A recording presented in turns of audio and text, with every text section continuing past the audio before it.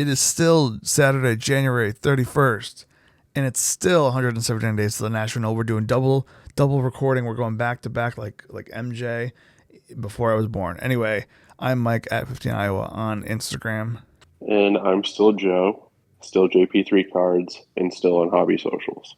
Exactly. And we are back today once again doing whatever we're doing, recording, talking about cards. If you didn't catch the last episode where we talk about Fanatics Collect and Fanatics Live, that's basically all it was for 30 minutes, so go check that one out. But this one is going to be kind of like back to what we've been doing and trying to get into like a flow and, you know, just talking at the end of the day. But Joe, how's things going? How you doing? Doing well, doing well. Just coming off probably not the greatest Royal Rumble of all time. Definitely have seen worse. Well, we did see the But yeah, greatest I Royal was Rumble, so entertained.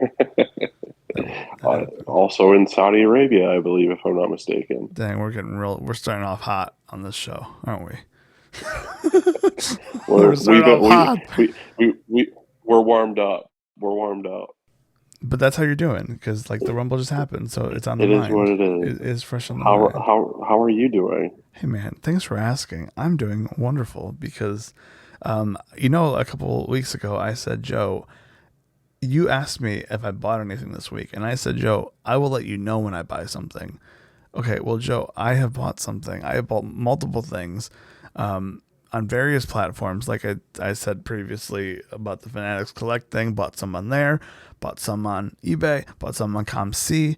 Am I losing my mind? Yes, but honestly, just the way that I work, I'm very like all over the place when it comes to buying cards and just cards in general. Sometimes I get in these moods where I'm like, I want to buy everything and I want to see if I can find everything. And then I get to the point where it's like, oh, I hate this and I don't want to do anything with cards ever again. This is not one of those times. This is the towards the end of the roller coaster when you hit that last like loop, I guess you can say, but it's coming down from the loop. So you're coming down from the loop and you're doing that last turn before you get to the end to then get off, if that makes sense. So that's where I'm currently at. It's like, hey, the ride has gone and now the ride is ending. And that's where I'm currently at. That is the, wait for it. That is the state of the hobby for me.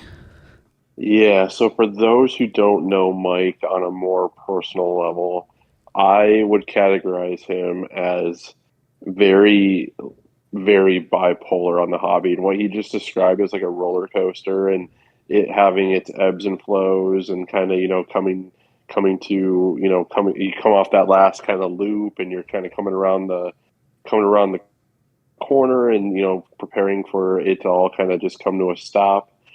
Uh, yeah, I liken you more to like just like almost like a like one of those rides that just like shoots up like really really high, really really fast, and then Yeah. just free falls.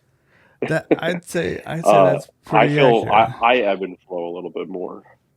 No, I would say that's pretty accurate. I think it depends on where we are in terms of, I think again the national is the Super Bowl. So whenever we get closer to that, I'm a little bit more ebb and flowing, if you will.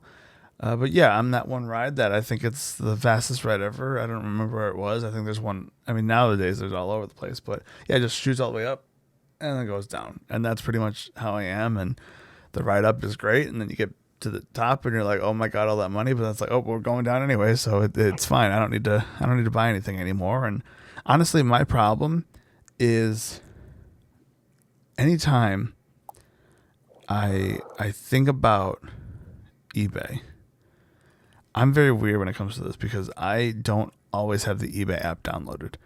I Crazy. first downloaded it Ma- for the year a couple days ago. I will say that. And most of the time it's in the morning when I wake up and I'm getting ready for my day and I'm just, sitting on the throne and you're just thinking, man, what kind of cards can I buy today? and, And sometimes you can just do it from the website on like the Safari side of things. And sometimes, you want to keep tabs on things a little bit closer. So you download the app, and I've probably deleted and downloaded the eBay app multiple times. But on the website side of things, you can go to your saved searches and you can see anything that gets added or whatever. I only have one saved search, but that's okay because at some point I had like tons and it was just too overwhelming and I didn't care that much. So now if I do think of something, I will go search it on my own, but otherwise I just have the one, and if something pops up, 9 times out of 10, not even 9, 99 times out of 100, it's nothing I need. But that one time, Joe, I don't think I've had that one time recently because I just have thought of other things to look up. So it really hasn't mattered that much because, again, it's just other random things that come into my head. Like, oh, hey, maybe it's time to get back into the National Women's Soccer League cards and see what I can find with those. And that's the kick that I've been on, where I'm just searching players that are on the U.S. Women's National Team and thinking, hey, I don't have an auto of her. I don't have an auto of her. She had a good game yesterday. Like, so that's just where my head is at right now. I'm all over the place. It depends on what I'm thinking that day. But again, it really just depends on what I see or what time of the year it is, I guess you could say. And it just depends on a lot of different things. I don't know. Yeah, you brought up, a point about like the eBay safe search, and it's one of my, I don't want to say it's a favorite topic, but it's something I'm passionate about. Uh, our friend group and collectors that I interact with have come to know that if I'm OCD or obsessive about something within the hobby, it most certainly is eBay save searches. I will. I probably have. I know whatever the max is. It used to be like 200. It might be less now. What? I have. I have. Yeah. I don't know what it is. Hold on. Hold I on. Wait, have a wait, wait, wait. max. It Hold might be. on. It might be 100. It's 100 or 200. Okay, You'd think hold. with, and again, admittedly, being obsessive, I thought you were going to say like I. 25 or Oh something. no. Okay. How? No, no. Okay. Again, I might be like throwing you off your train of thought. I have so many questions. How do you, is it just like you wake up in the morning, you get your coffee, you read the newspaper? Instead of reading the newspaper, you read, or like instead of scrolling like social media, you scroll eBay save searches and you see which ones have the little blue dot. How does that, I, please It explain. is the first thing. It is the first thing I do, and it's the last thing I do before I go to bed. First thing I do when I wake up, and probably no fewer than probably 50 times in a day. I think this is It's when you multiple say, times an hour. this is when you say, my name is Joe and I have a problem. Oh, But I okay. fully admit, like, I think what the first step is like admitting or Yeah. acceptance or Whatever. something. I don't know. We're not trained Yeah. professionals. So I A hundred? experiences experiences have led me to where we are now. A lot of the searches are they're the same search but a variation, right? And this is because I get that I've part. missed I've I've painfully missed out on cards that people had crappy titles, and you cannot Okay.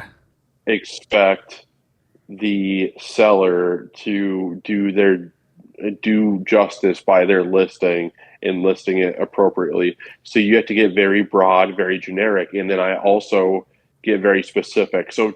I will see a lot of the same cards within those searches, which helps me like really flow and kind of get through. But every once in a while, there will be something, and I thank myself for having a safe search the way that I phrase it, because it slips through the cracks of the other that it probably should have made, if that makes sense.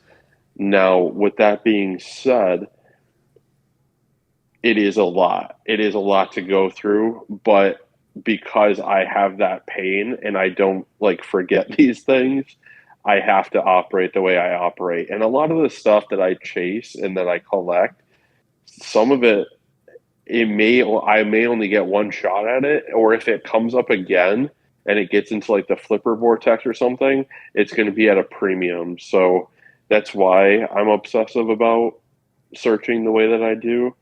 But yeah, eBay safe searches. We could talk about this all day. And I get the idea that people don't know how to spell. I get that.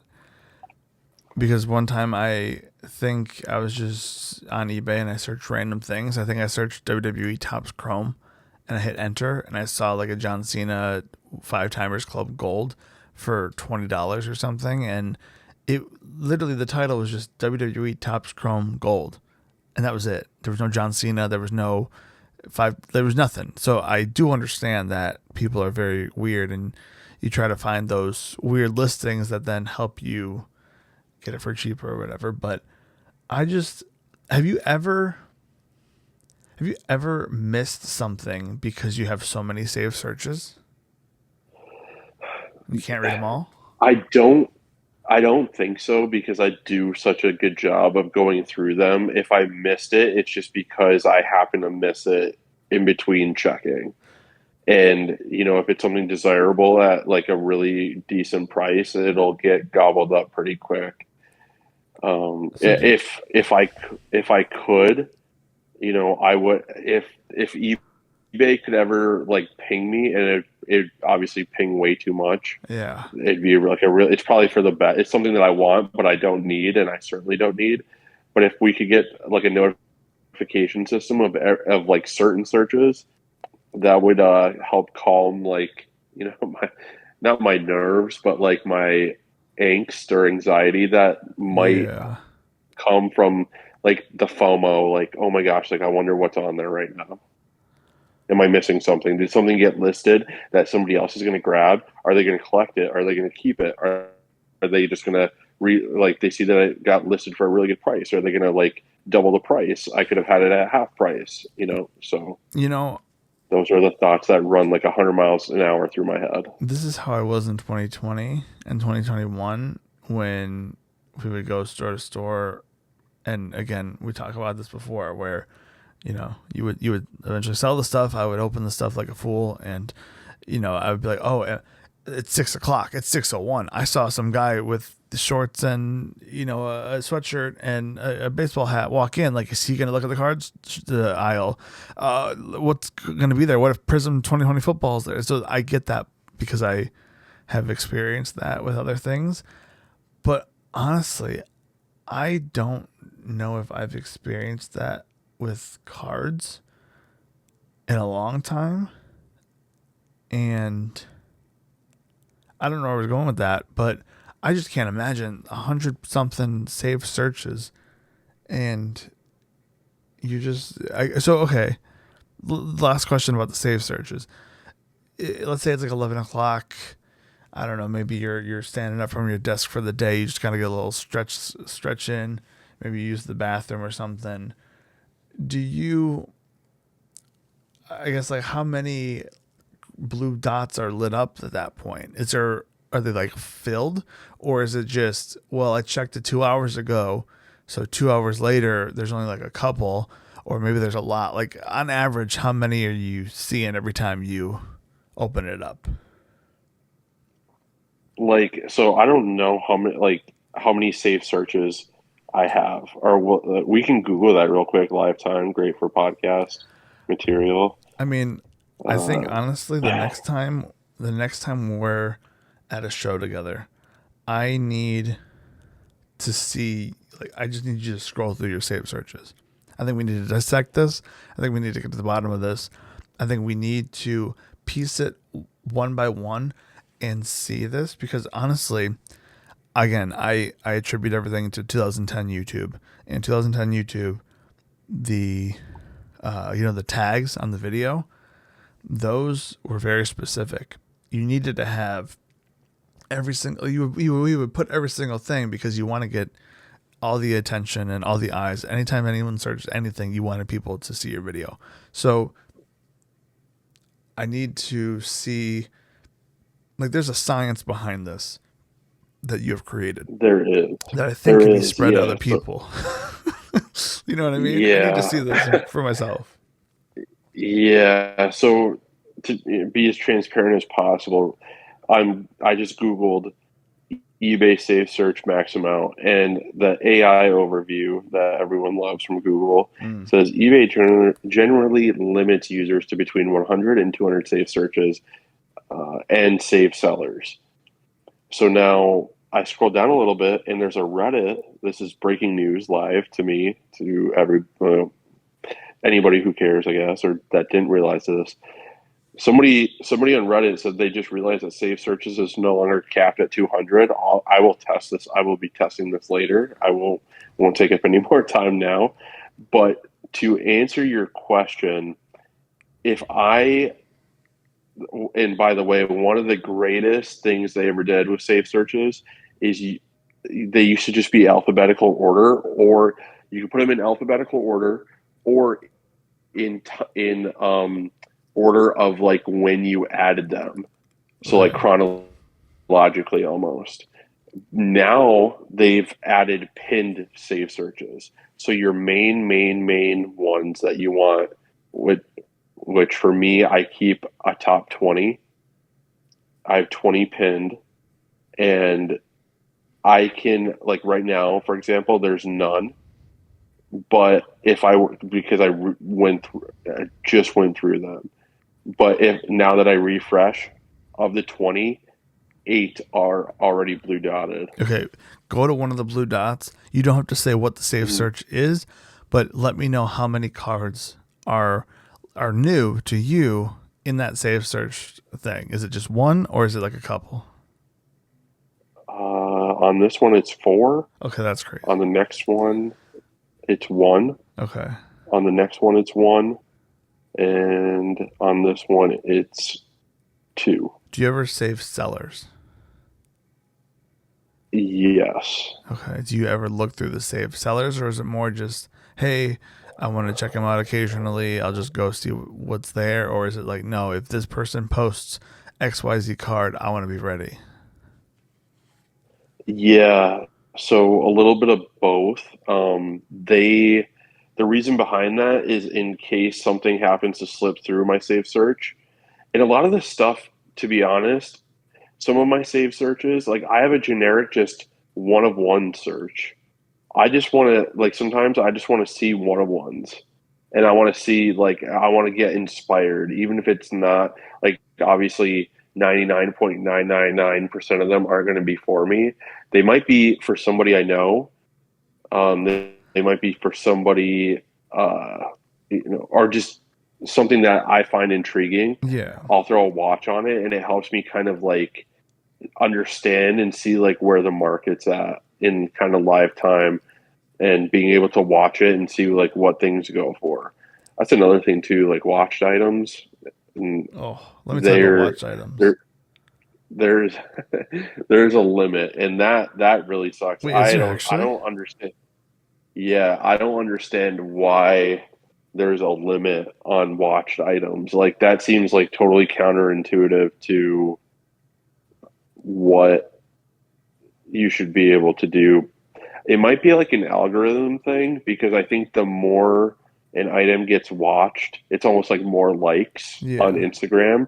So it becomes more prevalent, because eBay's been very big lately. And from my understanding and watching a few different like YouTube videos, they've changed their algorithms. And some sellers that have had success doing things the way that they have, are struggling right now to get like traction and views on their stuff. And a lot of that too is just like eBay, being the business that they are and trying to get people to pay up for like the promoted listing and things like that, so that they get an even bigger cut at the end of the day. But Yeah, outside of those reasons, I don't understand why we can't watch as many things as we like so choose.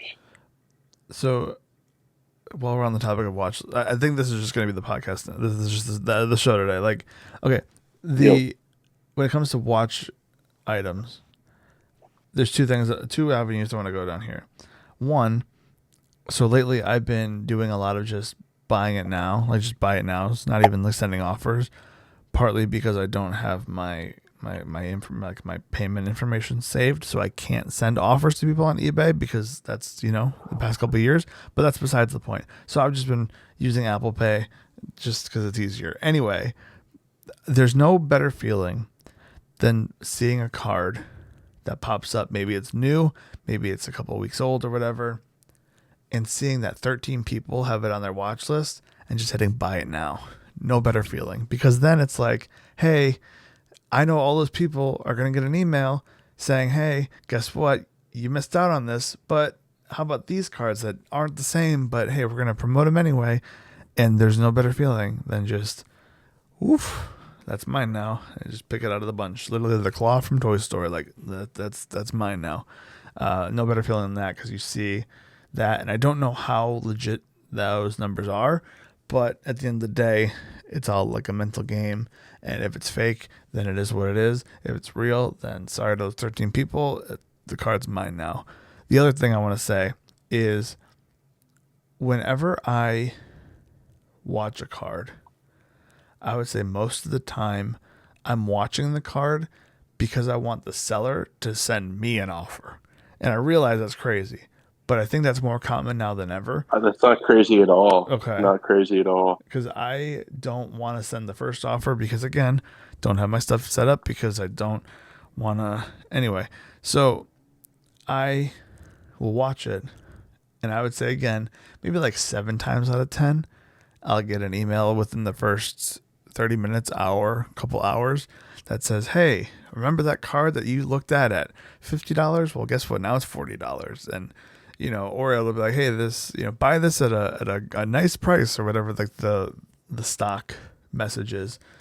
And I always think it's one of those things where a lot of times the price is high and they know it's high, but they have a price set in mind of what they would want to like sell it for, and they add on to that, so it's a middle of what they're listing it and then what they actually want to get.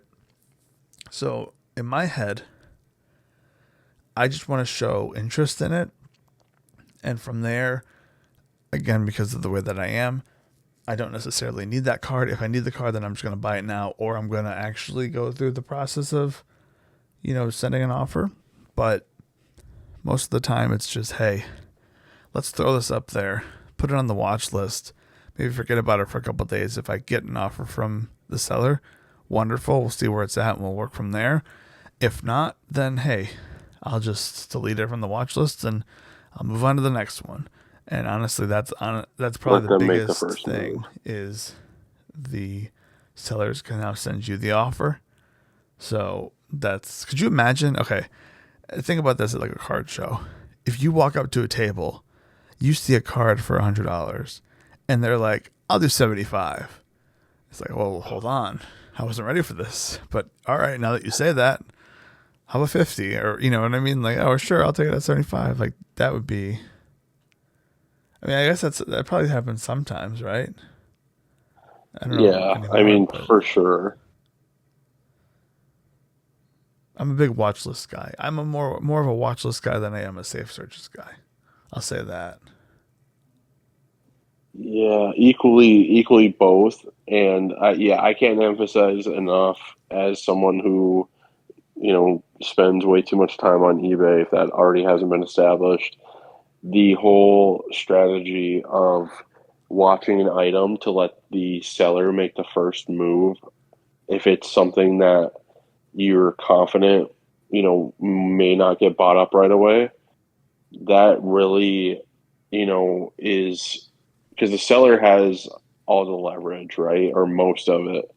Once they send that offer out, and hopefully they send the offer that permits counter offers. Because every once in a while you'll get hit Oh, with that offer that yeah, doesn't allow a counter, the and worst. that's tough because now it's like, okay, they've kind of drawn a line in the sand Yep. here, and it's of the understanding at this juncture, at this point in time, they're not willing to go lower. At least they don't think they're willing to go lower at that point. Hmm.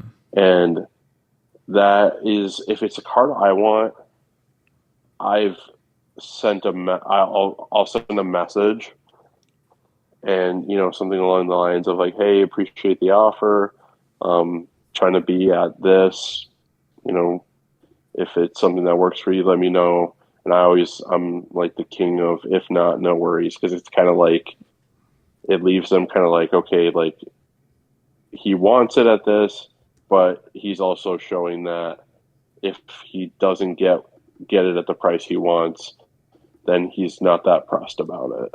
Yeah. No, I know exactly what you mean. So that's it. Kind of gives you that middle ground where it's like, hey, it's Oh yeah, yeah, eBay's like a whole psychology. Like oh, it's a big time. whole. There's so much strategy, so much strategy. And honestly, kind of shifting gears, but also transitioning. So credit to me for this amazing transition I'm about to hit you with. I There's nothing worse than if you or if one of our friends sends like a card for whatever reason. It could be a card they're looking at. It could be a card that they're making fun of. It could be like, wow, can you imagine this price? There's various different reasons of why you'd be looking at a card on eBay that you have no interest in buying whatsoever. There's no, there's nothing worse than looking at the listing, forgetting about it because again, it was just supposed to be meant for, hey, look at this card that exists. And then a couple of minutes later, hey, here's an offer. I am here to welcome everybody to episode 2 of Mike's Design Corner. The corners are not bent; it's pristine. I have a lot to say about a certain new Topps product, Topps basketball to be specific. And it's going to be wonderful because this is going to then transition into another thing that we're going to talk about. But Topps Midnight, Joe, let me tell you about Topps Midnight for a second, okay?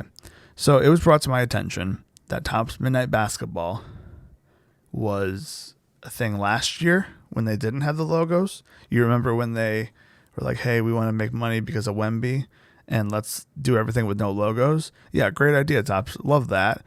Didn't. It was terrible. Anyway, so Topps Midnight was last year. We're not talking about last year. We're talking about this year. I was shown an insert. I assume it's supposed to be a short print, and Joe, I don't even know what the name of it is, but I would hope that you remember what the name of it is because okay,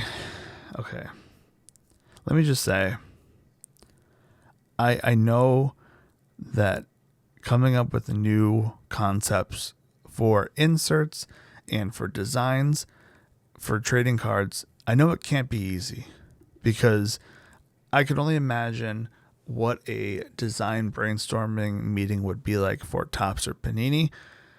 I assume it's like, hey, what did we do last year? What did we do in the past? And then mush it with, brand new ideas for brand new things. And you kind of get the best of both where, you're using something so you don't have to totally do it from scratch, and then you're also introducing a new concept, and then it's like, hey, every year you have the whatever, like the rookie spotlight or whatever the heck. So I know it can't be easy to come up with new ideas, and as a designer myself, I do give credit to a lot of the shout out to the creatives out there that work in trading cards, specifically like in the big companies, because I'm sure it's not easy. Anyway,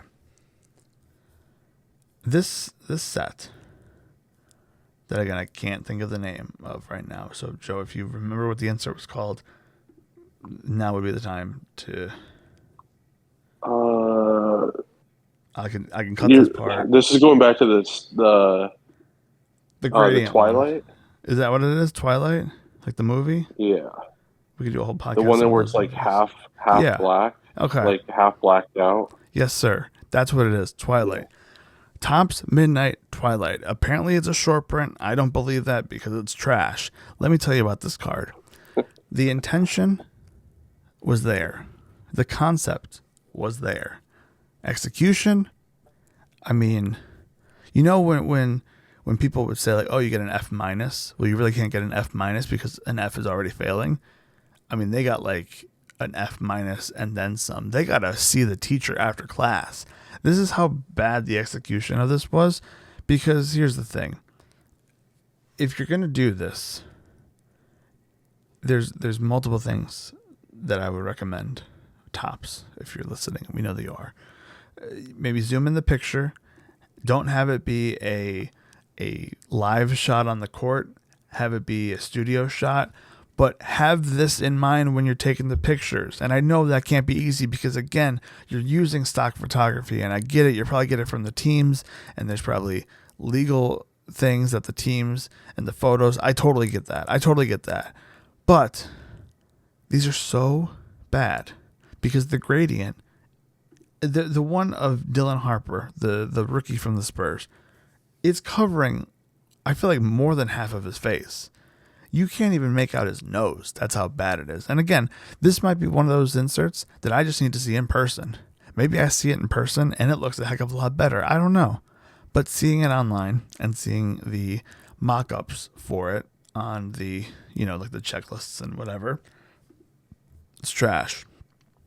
And honestly, the crazy part about this whole thing is they have another insert in Topps Midnight. I think it's called Owls. It might be Midnight Owls or something like that. Night Owls. The Night Owls insert is literally what they were trying to go for with these Twilight inserts, except it's done a lot better. And it's done with an owl. The Night Owl insert might be one of my favorite things I've ever seen because it looks so cool. And the owl is doing the look that it wanted to with the players. It's literally a close-up of their eyes. You could tell it's an owl, and the coloring of it matches the card, and it's got like that dark, ominous look to it, and it's looking you right in your face like, I'm a night owl, like I'm watching you kind of thing. You're stalking your prey a little bit. It actually has some emphasis on it. Now, I will add this little disclaimer. If I find out that this owl was AI generated, Topps can take a walk because I'm out on AI. We're going to do a podcast one day, Joe. I don't think we should do it soon. I have a bad feeling about AI this year. We're going to do a podcast on AI in the hobby, I guess is what we'll call it at some point. It's going to be like a 10-hour long episode because I have a lot to say about AI in general, but just AI in a creative space and AI in cards and just people using AI and all that fun stuff. That's a whole other thing that we can get into one day. Anyway, if I find out the owl's AI, this whole bit was ruined. But the Night Owls, very, very good. Honestly, they should have just went with this instead of whatever this gradient thing is. If you were going to do the gradient, don't make it go to directly to black and make it go to 20% opacity or something. And again, maybe it looks different in person. I don't know. So I would love to see one of these in person. But for right now, it's just... my thing is assuming these are some short prints, which again, I mean, in this day and age, and now that Panini is out of the question for most sports, who knows what's going to happen with quote unquote short prints. But I just think that, can we at least try a little bit harder, or at least get some outside thoughts and opinions on these? And hey, maybe they're gonna see how bad they are, and then it'll be great. They'll fix it for next year, or they won't do it next year, or they'll do something better for next year. But I know how this hobby works. Look at Downtowns and what's the other one? Kabooms. Those have been so overused so many times, years and years and years of those, just each year getting worse and worse. And people love them because they clearly went the AI route with those. With what? Oh, with the Kabooms and stuff and the Downtowns? downtown specifically. Yeah, so that's what I'm saying. Like each year they got worse. The first year, great, when they were actual drawings of the players for like the kabooms, great. But I know how this works, and I know how it's going to end up. People are going to pay ridiculous amounts for the PSA 10 of this insert because it's all black and the edges are black, and it's going to be hard and it's going to be a big deal. And oh no, this is the Cooper Flag Twilight thing. So it just I need a breath. Lots to unpack there. Yeah, so Panini to me, right, wrong, indifferent, like them, love them, hate them, they're going to be thought of as the parallel king and the case hit insert king. Tops, not to say that they can't or won't come up with anything, but it's just with how on fire, kabooms and downtowns are. I think it's going to be difficult, and I don't see them kind of coming up with a case hit that rivals those.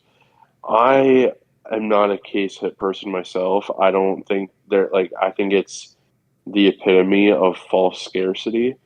There's so many cases produced now to meet demand, and whenever something is not numbered, it doesn't mean that it doesn't have desirability, but to me, I like when you have something numbered, like there are case hits that are numbered. We do have gold kabooms, we do have gold downtowns.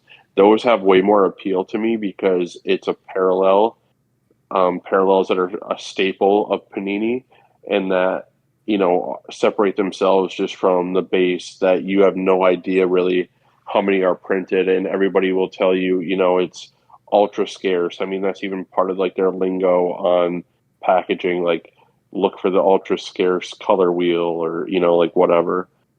It's simply not true. If I can go on eBay and find one, let alone multiple, it's not scarce enough, and it's certainly not ultra scarce. See, and that Maybe in the grand scheme of like opening boxes and pulling them, yeah, but that's only because there's so much product produced. So I don't think that Panini has, it's tough to say. I don't think Panini has anything, outside of like losing the license. I don't think that they have anything that is going to rival what they've been able to come up with. Tops now, they're where Panini's strengths, as mentioned, were the case hits, the numbered case hits, the rarity that they were able to generate. Gold prisms being out of 10, such a staple. One-on-ones being largely like a black finite, platinums, that kind of thing. I think where Panini struggled was the autographs to an extent, especially on card, and then patches that were even toward the end of their run, like you couldn't even find player worn stuff, and they changed the lingo, as we all know. Topps is really gonna, where their strengths are always gonna lie, in my opinion, is the patches, the game worn patches, player worn patches. You're not going to see a lot of this or hardly any of this unassociated stuff. And then on card autographs, like that is such like like when I think of Topps, and not to say that they haven't put out stickers and there's certain things on stickers, but they seem to really take pride in being able to, and because of their direct relationships with the athletes and celebrities, signers, etc., they really pride themselves in getting that on card autograph to go, the extra mile to serve the collector in that regard. They know that's what they want, and people are willing to pay a premium for that. So that being said, your hot take, I feel like it goes against what your hot take is that you wrote down that you wanted to mention. Yeah, because yeah, I we'll get just it. listened to Yeah, that, and to me, I think that you still want two brands doing licensed cards because you get a little bit of this. Like what Panini does wrong, Topps does good, and what Topps does bad, you know what I mean? Like you need the competition, and that's what scares me about Topps taking over the world here is you need the competition to then keep that back and forth going. Yes, is right now wonderful in certain people's eyes. Like, oh, like there's nothing bad to say about Topps or whatever. Like, oh, everything's looking up. Like they're for the collector and everything. Yes. What happens in 5 years? What happens in 10 years? Because of these exclusive things, it's just going to be the same over and over again. Now, yes, they can try to one up themselves, but at some point, it's going to get to where they're one upping themselves too much, and there's nowhere else to go from there. So that's why you need the competition because, well, we don't have to worry about it anymore because, Topps, not Topps, Prism Football, unlicensed 2035, it's not as popular as it is with Topps Chrome or whatever. So it just doesn't make sense to me that it's a better world with Topps having everything. yeah, we know 100% that competition is good for the consumer. Where my hobby hot take right now, and it has to do with maybe it's a good thing that we don't have two behemoth hobby staple producing companies in Panini and Topps having the rights to the license right now is we are already, in my opinion, at like there are several parallels out here that quite frankly are junk. And I watching some of these breaks and people get hype over, a decent name, but out of 75 X purple X Fractor or something like that, right? What, like, who cares? Unless it's a color match, unless, and I get it, like there's rainbow collectors and, people are more than happy just to get a hit, but the level of excitement doesn't equal, and that's a whole other thing, and, with breaking and everything like that. But like, there's just so many parallels. And now imagine, and both companies are guilty of this. We've seen Bowman absolutely nuts. Topps Chrome's gone absolutely nuts with the amount of parallels. Now, imagine for a second that both companies were just cranking the press full steam ahead, fully licensed, and how much more supply would be on the market. I think competition again is good, but at the end of the day, like how many people are going to care even about like a red prism out of 299 or whatever the reds are? Like who cares about that when there's so many other parallels? But And who's even putting together rainbows any like what's a prism rainbow right now, like 60 cards yeah, per probably. player on average, probably, and how many of those are unnumbered? And it's just it is absolutely wild. So yeah, there's got to be a balance, and I could not imagine if both had the license, and there was just so many of these cards. I just don't think people are going to care about. I think there's going to be very few cards that long term people care about. I mean, the idea that there's going to be like a beginning and end for like the Panini stuff, at least for right now, I think is going to be helpful because people are going to be nostalgic and they're going to feel a type of way and want to go get the old stuff. But at the same time, it's well, yes, it is going to flood everything. I mean, to be honest with you, like everything is being flooded anyway. And as somebody who likes just a base rookie, just a simple plain old base rookie, it it's brutal out here when it's like, hey, oh, it's like $1. Like, oh, cool. Like I can't wait to get this dollar card and then it'll go down to 50 cents in a couple of weeks, and oh, the player will do good, now it's at 75 cents. So like it doesn't really have any dramatic effect on anything. At the same time, I care more about the designs than I care about how many of a card there are or how many of a rookie there are. Like I know that there's a million different parallels, but if you're telling me that I can collect a Prism rookie of the same player, I can collect a Topps Chrome rookie, and they're both with the logo, they're both licensed, then I'm gonna take that, because sometimes there might be cards that I like better in Topps.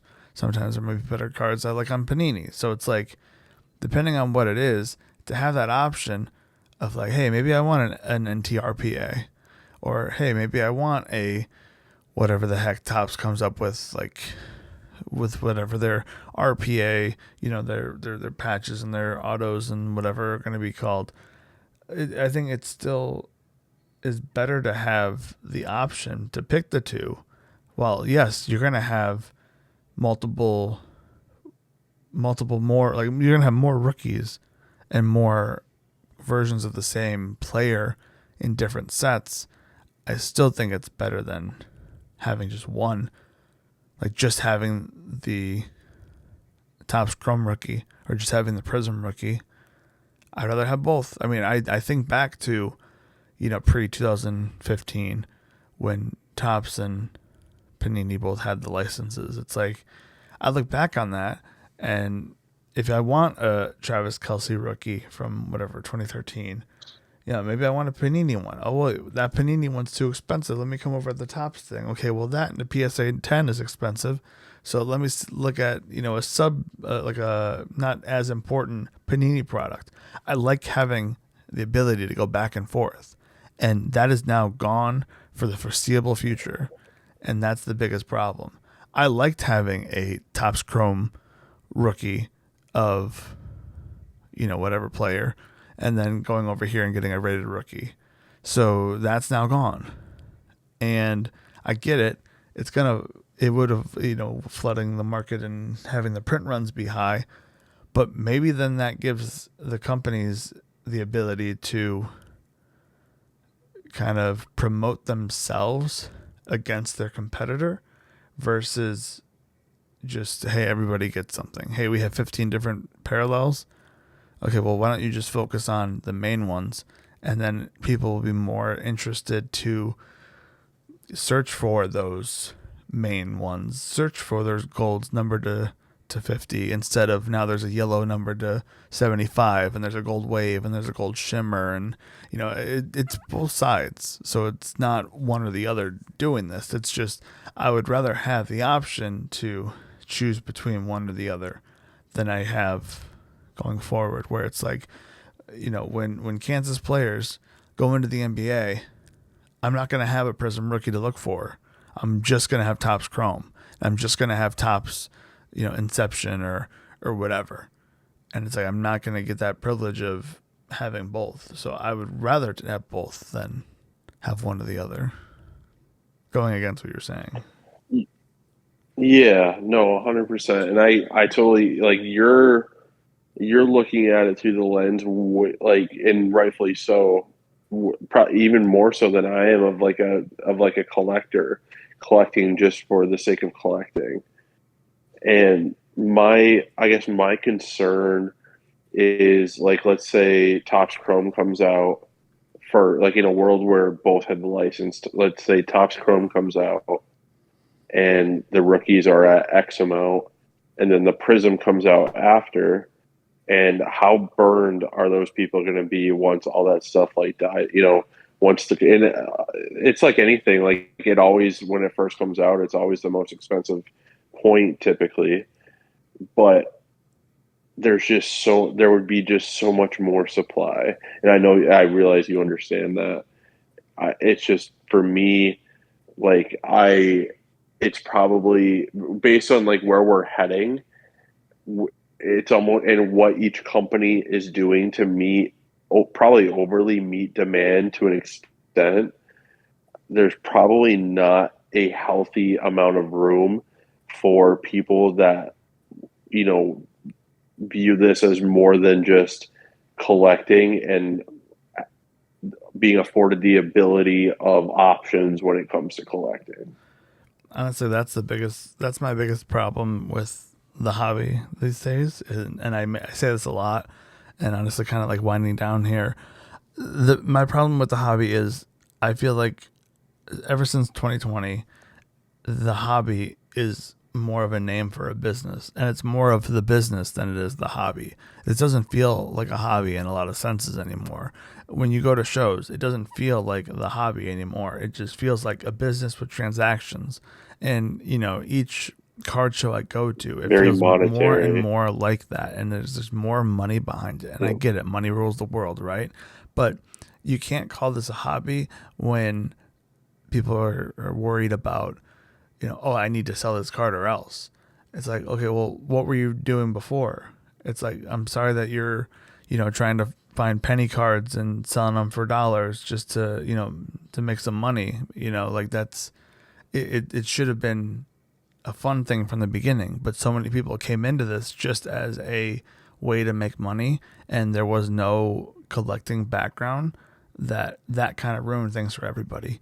And that's the part that I don't like, and that's the part that makes me frustrated and makes me not even care about this at certain points. And it's like the down roller coaster where it's like I just want nothing to do with this because it doesn't feel like fun anymore. And I think that's the biggest problem, and you know that's how Topps is getting exclusive contracts, and you know Panini is signing this player, and Topps can't have an autograph here, but they can have an autograph there, and all this stuff. And that's honestly just the way that it's going, and I don't agree with the way that it's going. And the Panini isn't great, right? Panini has a lot of problems, Topps has a lot of problems, but I don't think some random third company is going to pop up anytime soon to then compete with the two of them, or Topps or Fanatics or Panini, whatever. So that's where we're kind of stuck now. So that's my 2 cents on it all. I'm curious what other people have to say, but I don't know. I just think it's like, well, we're never going to be able to get back to the hobby, but you know, I do like to hold on to the good old days, as you say, but I don't think we're ever gonna go back there, and I think we just need to find our own ways to make it feel like the good old days, if that makes sense. 100%. And I'll an exit question before we take off. Curious. Something I certainly don't think I've ever asked, but something at the same time that's super relevant. When the day comes, which it is coming up really quick, and Panini loses the license in roughly, I think it's 6 weeks from now, something like that. Do you have any interest? Because we know Panini's still going to produce cards. Like they've secured a lot of licenses with like collegiate teams, even like your Kansas team they had lost. So smart move by them to try to build relationships with some of these players and definitely the universities. But do you have any interest? Because we all know how you feel about the rated rookie. Do you have any interest in the rated rookie if and probably more probably when it comes out unlicensed? I mean, I'll I'll still buy the card, but it would be more for like because it says rated rookie and not because it's the rookie. You know what I mean? Like it'll never be the if it's not licensed, it'll never be the true rookie for that player in my head. Like same thing with, like the Wimby Topps Chrome rookie. Like that's not the real rookie. The real rookie is one with the license that Panini made. That's just the way that I look at it, right? So yes, I would still buy it. I look at it similar as like like Young Guns in hockey. It's like a big thing Well, then Upper Deck Yeah. made Young Guns for like every other sport. Like I think Bryce Young has a Young Gun. I think Grady Dick has a Young Gun. It's just really weird because it's just them in their street clothes or just very very photoshopped, action shots of them playing, and it's very weird, and it doesn't seem right, and that's why it's like I will still own it and buy it, but I know it's not going to be the true rookie. To fill that void as the true rookie, as you talk about, will you lean into Topps paper, like like the flagship Topps paper rookie being your way that you kind of replace, for lack of a better phrase, the rated rookie? I mean, to me, Topps Chrome is still the king of the two. Again, same Oh, thing for as sure. like I'll still own a Just lot like of you could argue, like the base Prism yeah probably being above the rated rookie. yeah. So that's the thing is like the I'll still own a lot of the papers because again it'll probably be a lot cheaper, but the Topps Chrome and the refractor, those are still going to be the number one. And where I'm coming from is like I want that player's card if they are good and if they are going to be good or whatever and like it be a big name. I do want that base or one of like the first kind of like cheaper end bases or refractors or whatever. So like yeah, like I kind of would have to pivot to whatever that ends up being. And then, from there, you have all like these, like Midnight we talked about. It's just different sets from there that then pop up with rookies. And, those aren't the true rookies. Like to me, the true rookies are like the flagship sets. So it just depends on cost and everything. But at the end of the day, it's like to me, the Topps, I think with like baseball is very similar where it's like, I know that the Topps base paper rookie isn't going to be worth much once the chrome one comes out, but I still kind of want to have like one of each and a refractor and like a jersey match kind of color as well. So it just depends on a number of things, but mostly just depends on how much each one is going to be.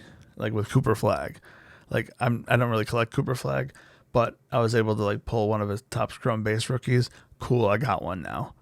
It's funny because I wasn't able to get a paper one at all, but one day when those are like real cheap, hey, I'll just pick one up for a buck or whatever. They might be a buck now, but that's where I'm kind of coming from with that. So, do you got anything else that you want to circle back on? No, I think we can put a bow on this one. Bam. All right. That being said, follow myself, follow Joe. We'll see you in the next one.